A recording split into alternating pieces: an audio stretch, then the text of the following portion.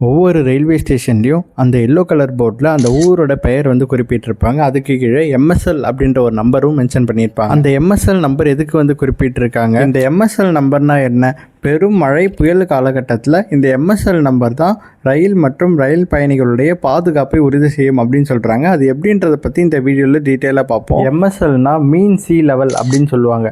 அதாவது கடல் மட்டத்திலேருந்து அந்த பர்டிகுலர் ஸ்டேஷன் எவ்வளோ உயரத்தில் இருக்குது அப்படின்றத மென்ஷன் பண்ணுறது தான் இந்த எம்எஸ்எல் அப்படின்றது வந்து சொல்லுவாங்க. இப்போ ஒரு பர்டிகுலர் ரயில்வே ஸ்டேஷனில் இந்த எம்எஸ்எல் லெவல் அதிகமாக இருக்குது அப்படின்னா கடல் மட்டத்தை விட இது வந்து ரொம்பவே ஹைட்டாக இருக்குது அப்படின்ற மீனிங்.